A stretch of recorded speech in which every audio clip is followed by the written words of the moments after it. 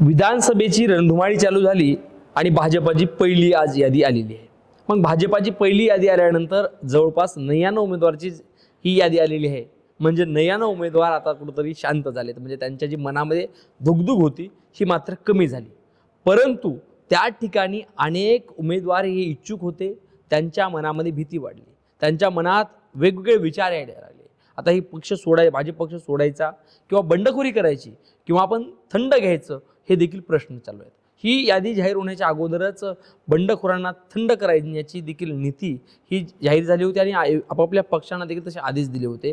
कारण की जी काही बंडखोरी करण्याचे संदर्भात जे काही लोक आहेत यांना कुठेतरी थंड करायचे असं देखील सांगितलं होतं। आता हे सगळ्यात महत्त्वाचं आपण पाहणार आहोत, देवेंद्र फडणवीस यांना देखील नागपूर पश्चिममधून देखील त्यांना उमेदवारी मिळालेली आहे आणि ते त्या ठिकाणी निवडणूक लढवतात। आणि त्यासोबत आता सगळ्यात महत्त्वाचा विषय म्हणजे नांदेड जिल्ह्यामधून भाजपाच्या 4 विद्यमान आमदारांना आणि आमदारांच्या कुटुंबियांना उमेदवारी मिळालेली आहे। त्यामध्ये प्रामुख्याने आपण पाहणार आहोत भोकर विधानसभा मतदारसंघामधून श्रीजया अशोक चव्हाण यांना उमेदवारी मिळालेली आहे। श्रीजया अशोक चव्हाण यांनी राहुल गांधीच्या भारत जोडो यात्रेमध्येच असतानाच त्यांच्या माध्यमातून राजकारणामध्ये एंट्री मारली होती आणि त्यानंतर तिसरी पिढी ही राजकारणात सक्रिय झाली अशी वेगवेगळी चर्चा देखील रंगली होती।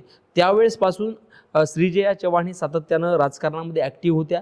त्यांनी बरेच सामाजिक उपक्रम देखील हाती घेतले आणि राबवले आणि वेगवेगळ्या निवडणुकीच्या माध्यमातून त्यांनी मतदारसंघात दौरे देखील केले होते आणि बरेच संघर्ष करण्यामध्ये त्यांचं योगदान बरंच मोठं होतं। परंतु ही भाजपाच्या पहिल्या यादीमध्ये श्रीजया चव्हाण यांना उमेदवारी जाहीर झाल्यानंतर इथे नेमकं महायुतीकडून दुसरे कोणी उमेदवार होते का किंवा आता कोणी बंडखोरी करेल का, हा देखील महत्त्वाचा विषय आहे। यामध्ये राष्ट्रवादी अजितदादा गटाकडून विश्वांबर पवार देखील चर्चेमध्ये होते आणि ते बंडखोरी करतील अशी देखील अपेक्षा आहे। कारण की ते बंडखोरी करतील किंवा तिसरी आघाडी असेल, जरांगे पाटील असतील किंवा दुसरा पर्याय ते नक्कीच शोधणार असं देखील चित्र दिसतंय। किंवा यदा कदाचित माजी मुख्यमंत्री अशोकराव चव्हाण यांच्या सांगण्यामुळं ते कुठं थंड देखील घेऊ शकतात का, हे देखील पाहणं महत्त्वाचं ठरणार आहे। यासह दुसरा मतदारसंघ म्हणजे नायगाव उमरी हा जो मतदारसंघ आहे, हा देखील मतदारसंघ मोठा मतदारसंघ आहे। या मतदारसंघाचे विद्यमान आमदार राजेश पवार आहेत। राजेश पवारांना पुन्हा एकदा दुसऱ्यांदा संधी मिळालेली आहे।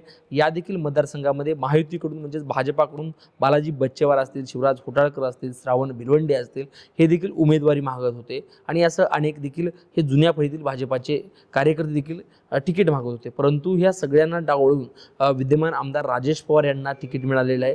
राजेश पवार यांनी बऱ्यापैकी कामं देखील केलेत असं देखील बोललं जात आहे।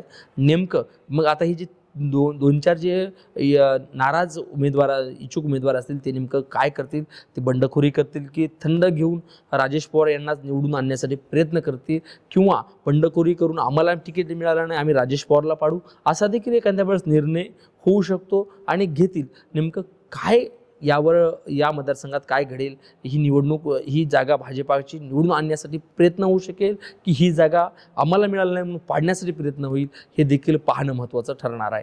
यासोबतच तिसरा मतदारसंघ म्हणजे किनवट माहूर। हा किनवट माहूर मतदारसंघ हा आदिवासी आणि बराच विकासापासून कुठेतरी वंचित राहिलेला या मतदारसंघ आहे। या मतदारसंघामधून विद्यमान आमदार भीमराव केराम यांना उमेदवारी जाहीर झालेली आहे। या ठिकाणी अनेक जण भाजपाकडून इच्छुक होते, महायुतीकडून इच्छुक होते। त्यामध्ये महत्त्वाचं म्हणजे ज्यांनी लोकसभेची उमेदवारी मागितली होती ते श्याम भारती महाराज यांनी देखील लोकसभेची उमेदवारी मागितली होती आणि त्यानंतर पक्षाच्या वतीनं काहीतरी सांगून त्यांची समजूत काढली आणि त्यांना थांबवलं।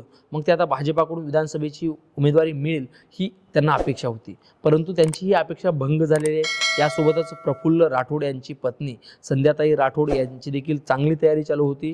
त्यासोबत अनेक जण शरद राठोड हे देखील उमेदवारी मागत होते। यासह अनेक जण महायुतीकडून उमेदवारी मागत होते, त्यांच्या देखील अपेक्षा भंग झालेल्या आहेत आणि त्यांना पुन्हा एकदा म्हणजे भाजपाचे जे काही आमदार होते भीमराव केराम यांना संधी दिली। नेमकं हे जे बंडखोरी करतील, नाराज जे घटक आहेत हे बंडखोरी करतील किंवा काय करतील, हे देखील पाहणं महत्त्वाचं ठरणार। यांनी जर बंडखोरी केली तर भीमराव केराम यांची जागा धोक्यात जाऊ शकते, त्यांना निवडून येण्यासाठी कुठेतरी अवघड जाऊ शकतं। परंतु हे नेमकं भाजपाच्या वतीने किंवा सर्व पक्षाच्या वतीनं शांत बसल्यास फायदा होईल, परंतु यांनी जर बंडखोरी केली तर ही भाजपाची जागा जाऊ देखील शकते अशी देखील चर्चा आहे। यानंतर दुसरा महत्त्वाचा मतदारसंघ म्हणजे मुखेड मतदारसंघ, मुखेड कंधार मतदारसंघ.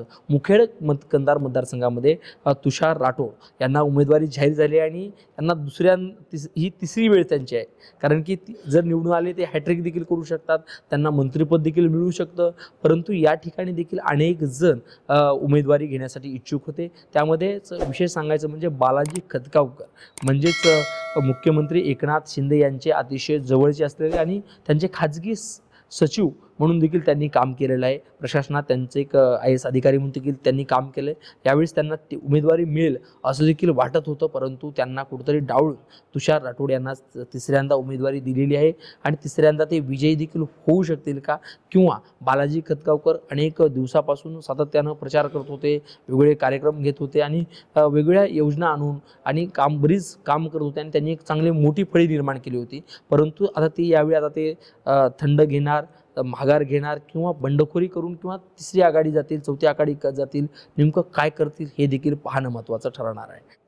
मग आता जर महायुतीकडून जर आता जर त्यांनी बालाजी खतगावकर यांनी जर शांत बसले तर 100% तुषार राठोड हे हॅट्रिक करू शकतील. परंतु त्यांनी जर बंडखोरी करून किंवा तिसऱ्या आघाडीकडून जर उमेदवारी आपण घेतली आणि निवडणूक जर लढवली तर तिसऱ्यांदा हॅट्रिक करण्यासाठी तुषार राठोड यांना कुठेतरी अवघड जाऊ शकतं. यासह बरेच मतदारसंघ आहेत. या 4 मतदारसंघात भाजपानं उमेदवारी जाहीर केली, परंतु आता दुसऱ्या ज्या याद्या येतील, शिवसेना उभाटाकडून कोणाला उमेदवारी मिळू शकते, काँग्रेसकडून कोणाला उमेदवारी मिळू शकेल, किंवा आता महायुतीकडून जर नांदेड उत्तरची जागा जर पाहायला गेलं तर बालाजी कल्याणकर यांना मिळेल अशी देखील शक्यता आहे. कारण की विद्यमान आमदारांना ते मिळू शकते. आता भोकरचा विषय राहिला, ते या अगोदर 2019ला अशोकराव चव्हाण हे विद्यमान आमदार होते. त्यांनी आता राज्यसभेवर खासदार झाल्यामुळे त्यांची मुलगी श्रीजया यांना उमेदवारी दिलेली आहे आणि तीन ठिकाणी तर विद्यमान आमदारांनाच उमेदवारी मिळालेली आहे.